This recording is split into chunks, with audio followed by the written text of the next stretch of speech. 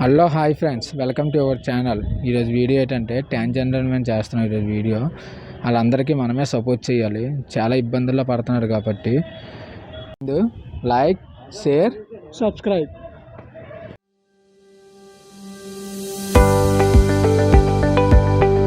నమస్తే. నమస్తే అండి, అందరికీ నమస్తే. నీ పేరు? జాను. ఎక్కడ ఉంటారు? నేను వైజాగ్ కంచరపాలెంలో ఉంటాను. మీ పేరెంట్స్? మా పేరెంట్స్ పార్వతీపురంలో ఉంటారు. మా మమ్మీ మా డాడీ. మా మమ్మీ డాడీ అక్కడే ఉంటారు. నేను ఇక్కడికి వచ్చేసాను, మా గురువు దగ్గరే ఉంటాను. మా కమ్యూనిటీలో మాత్రం నాకు తల్లి, మా అత్తయ్య గారు, మా గురువు గారే, వాళ్ళ దగ్గర నేను ఉంటాను. మంచి చెడ్డ మొత్తం వాళ్ళే చూస్తారు. నీకు తమ్ముళ్ళు, అన్న తమ్ముళ్ళు ఎవరు లేరు. I'm single. నేను ఒక్కదాన్నే ఉంటాను.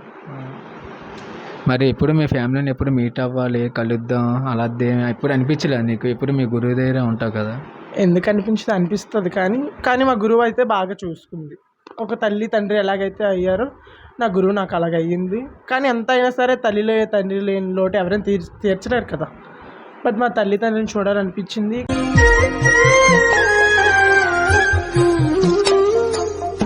కానీ అంతగా అవకాశం ఒకప్పుడు ఉండేది కాదు. దేవుడి దయ వల్ల ఇప్పుడు నేను మా తల్లి తండ్రితో మాట్లాడుతాను, ఫోన్లో మాట్లాడుతాను. ఏదైనా పండగలకి పబ్బాలకి మ్యారేజ్కైనా వెళ్తాను. బట్ నలుగురు చూసే విధంగా చెడ్డగా అనుకుంటారు కదా. ఇప్పుడు మనమంటే ఫ్రీగా ఉంటాము. బయట వాళ్ళు చూసినప్పుడు మా తల్లిదండ్రులు ఏమైనా కించపరిచి మాట్లాడుతారేమని నేను ఎక్కువగా వాళ్ళతో ఉండను.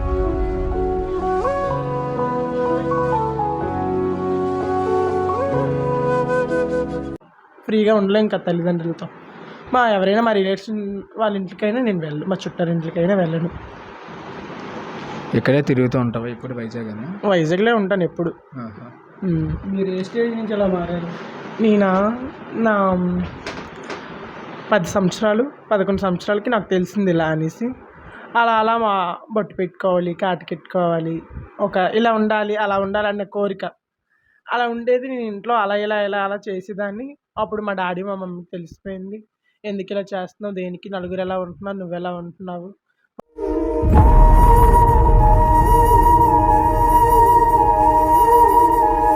మనకెందుకు, ఒక్క కొడుకు చక్కగా నీట్గా ఉండవలసింది, ఎందుకు ఇలా చేస్తున్నావు అని మా డాడీ వాళ్ళు ప్రశ్నించేవారు. నన్ను చాలాసార్లు ప్రశ్నించేవారు. మా చుట్టాలు, మా బంధువులు చాలామంది అన్నారు నాకు. అన్నప్పటికీ దేవుడిచ్చింది నేనేం చేయలేను కదా. బట్ నలుగురు ఎలా ఉంటున్నారంటే ఎవరి దేవుడు ఏది ఇస్తాడో. అందరూ ఒక తల్లి కడుపులు పుట్టిన వారు అందరూ ఒకలాగే ఉండరు కదా. బట్ నేను ఒక్కనని మా తల్లిదండ్రులు ఎంతో చాలా బాధపడ్డారు. మా డాడీ ఆటో డ్రైవరు, మా మమ్మీ హౌస్ వైఫే, ఇంట్లోనే ఉంటుంది. మా డాడీ పొద్దుల్లా కష్టపడి వచ్చినా సరే సాయంత్రం ఇలా నేను చేసే చేష్టలకి దానివల్ల చాలా బాధపడేవారు. దానివల్ల నేను చాలాసార్లు బాధపడ్డాను. మిమ్మల్ని కొంతమంది చాలా చులకనగా చూస్తారు కదా, అప్పుడు మీ ఫీలింగ్ ఎలా ఉంటుంది? చూస్తారు మరి, చులకనగా చూస్తారంటే మరి అలాగే, మరి తప్పదు కదా. ఎవరో చూస్తారో మనం బ్రతుకు తీరు మనం అనుకోం కదా. ముగ్గురు నలుగురు ఉన్న చోట, మనం ఉన్న చోట ముగ్గురు నలుగురు కొంచెం దూరంగా వెళ్ళిపోవడం, బస్సు ఎక్కినప్పుడు అదొకలా చూడడం, మనం ఆటో ఎక్కినప్పుడు వేరే విధంగా చూడడం.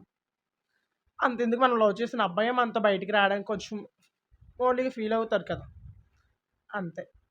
ఎప్పుడు మరి ఫీల్ అవ్వలేదు అలాగా? ఎందుకు ఫీల్ అవ్వను, చాలాసార్లు ఫీల్ అయ్యాను. ఎన్నో రాత్రులు కూడా ఇచ్చాను. కానీ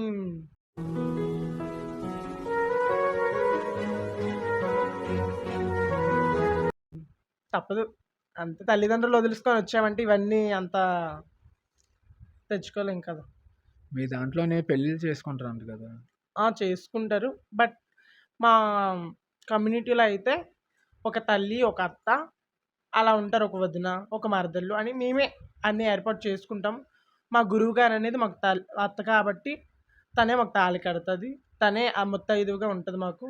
మా పసుపు కుంకుమ మొత్తం తనే అయ్యి ఉంటుంది. మీరు ఇలా మారుతారన్నప్పుడు మీ పేరెంట్స్ రియాక్షన్ ఏంటి? చాలాసార్లు ఏడ్చారు. చాలాసార్లు నేనైతే దాగిడిపోయేదాన్ని. వైజాగ్ వచ్చి ఫస్ట్ మా గురువుగారు మా గురువుగారు అంటే మా మాయగారే, మా సొంత ఊరే, కల్పన ఆవిడ పేరు. అయితే ఆవిడ చాలాసార్లు నన్ను ఫస్ట్ వచ్చినప్పుడు తీసుకెళ్ళిపోయారు. మా డాడీ మా మమ్మీ వచ్చారు, తీసుకెళ్ళిపోయారు. మా ఊరు కాబట్టి మా గురువుగారు కూడా పంపించుతారు, మా చుట్టాలు కాబట్టి పంపించుతారు. ఆ తర్వాత వచ్చినప్పుడు అయితే మా గురువుగారికి ఒకటే మాట ఆడారు. బట్ నాకు ఇలా ఉండాలనిపిస్తుంది. నేనైతే ఇలా ఉండకపోతే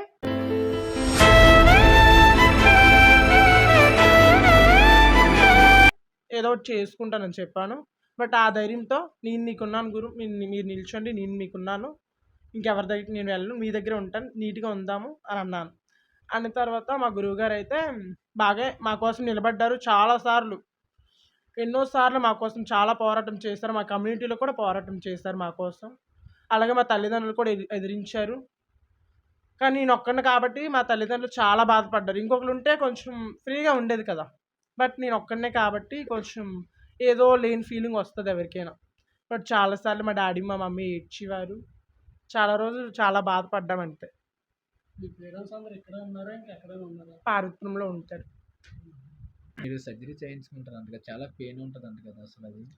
పెయిన్ ఉంటది. బట్ మన కోరిక కదా! ఒక ఆడపిల్ల ఎలా అయితే ఉందో నేను కూడా అలాగే ఉండాలి. తను ఎలా అయితే ఉందో, తను ఎలాగే తన లవర్‌తో అయినా, భర్తతో అయినా, ఎవరితోనైనా ఎంత ఫ్రీగా ఉందో నేను కూడా అలాగే ఉండాలని నా కోరిక. నా చిన్నప్పటి నుంచి. బట్ ఎంత పెయిన్ అయినా సరే ఒక ఆడపిల్ల నవ్వాలని ఒక ఆ పట్టుదలతో మేము అలా చేయించుకుంటాం. మీరు కల్సల్‌కి ఎళ్తారు కదా రోడ్ల మీదకి. అప్పుడు హ్మ్. మిమ్మల్ని చాలామంది అవమానంగా చూస్తారు కదా! అప్పుడు హేళన మీకు కూడా చేస్తారు కదా! ఆ! బట్ ఒక షాప్‌కెళ్ళామంటే వాడితో ఒక దరువైన కాయాలి, ఒక మాటైన ఆడుతాడు.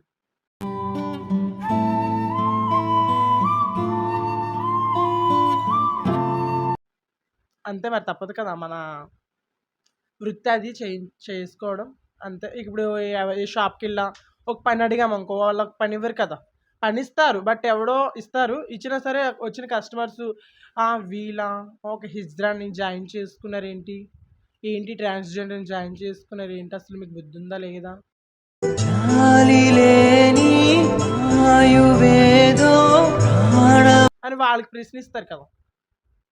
అంత పెద్ద మనసు చేసుకొని ఈ రోజుల్లో ఎవరు లేరు కదా! అయినా దయచేసి మమ్మల్ని కూడా ఒక మనిషిలా గుర్తించాలని మీకు కోరుతున్నాను నేనైతే. నలుగురిలో మమ్మల్ని కూడా ఒక మనిషిలా చూడాలి. మీరు ఈ వృత్తుల నుంచి హ్యాపీగా ఉన్నారా? హ్యాపీగా అంటే ఉంటాను. బట్ తల్లిదండ్రులు లేరు కదా! ఎలా హ్యాపీగా ఉంటాను? నలుగురిలోకెళ్ళేటప్పుడు నేనెలా హ్యాపీగా ఉంటాను? నలుగురిని చూసినట్టు నన్ను సమాజం చూస్తే నేను హ్యాపీగా ఉంటాను.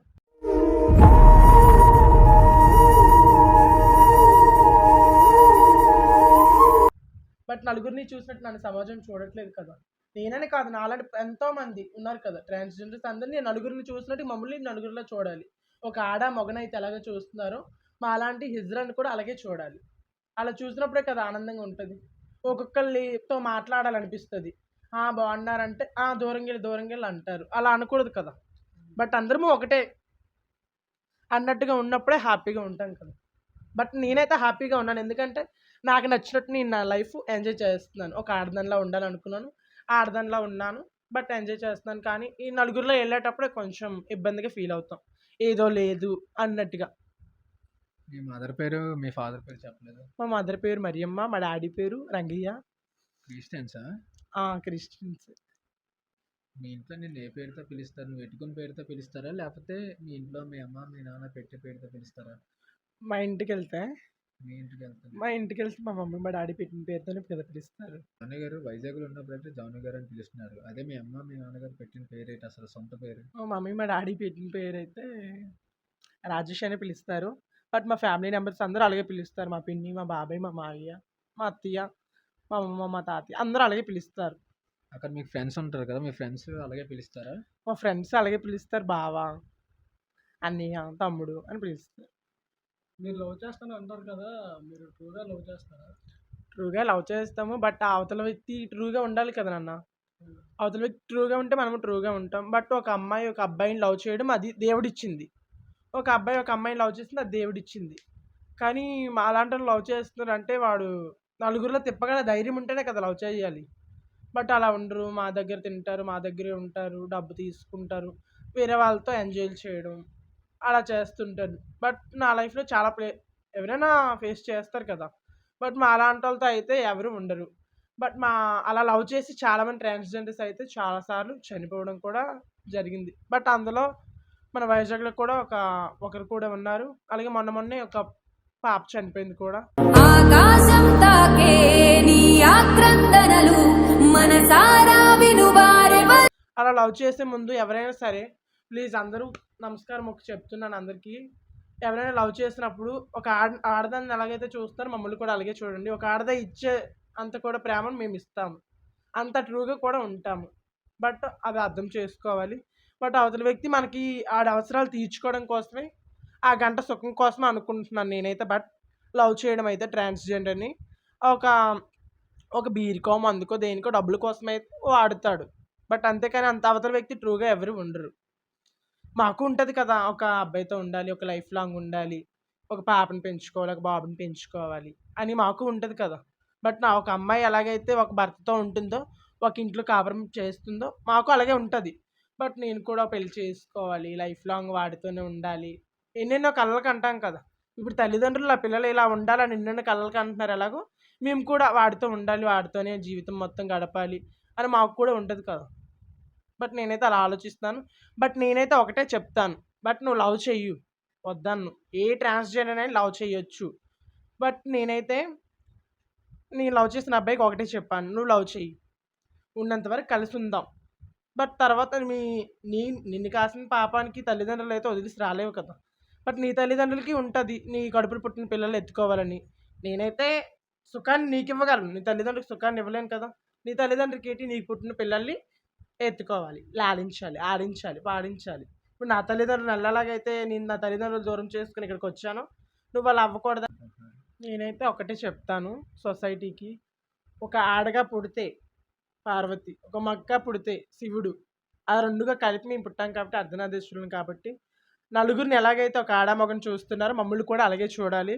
బట్ ఒక ట్రాన్స్‌జెండర్ దగ్గరికొచ్చేసరికి దూరంగా వెళ్ళిపోవడం, వాళ్ళతో మాట్లాడకుండా ఉండడం, ఒక సిగ్నల్ దగ్గర నిల్చున్నప్పుడు కార్లు డోర్‌లేసేయడం, ఒక కారు ఎక్కినప్పుడు చీప్‌గా చూడడం, ఎక్కడికైనా వెళ్ళినప్పుడు ఇబ్బంది పడతాం కదా! ఎవరమైనా సరే. అలా చూడకండి. దయచేసి నలుగురిని ఎలాగైతే గుర్తిస్తున్నారో మమ్మల్ని కూడా అలాగే గుర్తించండి. ప్రతి ఒక్కరికి చెప్తున్నాను పేరు పేరున. ఒక ట్రాన్స్‌జెండర్ రోడ్డు మీదకెళ్ళేటప్పుడు 4 మాటలు పడేసే ఇంటికొస్తుంది. వారు అర్థం చేసుకొని నలుగురిని ఎలాగైతే చూస్తామో మమ్మల్ని కూడా అలాగే చూడండి. దయచేసి చెప్తున్నాను అదే లాస్ట్. నీ కంటి రెప్పకాలనే కన్నీటిలోన అప్పుడే చాలా ఎమోషనల్‌గా ఫీల్ అవుతాం. ఏదేదో ఆలోచనలు వచ్చేస్తాయి ఫస్ట్ ఆఫ్ ఆల్. ఎప్పుడు అంత ఎమోషనల్‌గా ఫీల్ అవ్వము. ఒక అబ్బాయి మమ్మల్ని ఎప్పుడైతే వదిలేస్తాడో అప్పుడే చేసుకోవాలి. ఏదైనా చేసుకోవాలి. ఏదైనా చేసేయాలి, చేసుకోవాలి అన్నట్టుగా ఉంటది. బట్ ప్రాణాలతో కాబట్టి ఎవరైనా సరే లవ్ చేసేటప్పుడు అవతల అబ్బాయి అయినా, అమ్మాయి అయినా సరే, ట్రాన్స్‌జెండర్ లవ్ చేసిన వారు ఎవరైనా సరే, మేము ట్రూగా లవ్ చేస్తాం కాబట్టి నీకు ట్రూగా లవ్ చేయాలనిపిస్తే డైరెక్ట్‌గా లవ్ చెయ్యి. దొంగచాటులుగా లవ్ చేయకండి దయచేసి చెప్తున్నాను. ఆ లవ్ చేయడం ఏంటంటే చాలామంది ప్రాణాలు కూడా పోతున్నాయి. ఎవరిమైనా సరే ప్రాణమే కదా! ఆలోచించుకోండి. Thank you. ఇంతసేపు జాను గారు చెప్పింది విన్నారు కదా! ఎవరిని తక్కువగా అయితే మాత్రం చూడకండి. ఆళ్ళని కూడా మనలాగే సమానంగా అందరిని చూస్తారనేసి అయితే మరి నేనైతే మాత్రం మనస్ఫూర్తిగా కోరుకుంటున్నాను.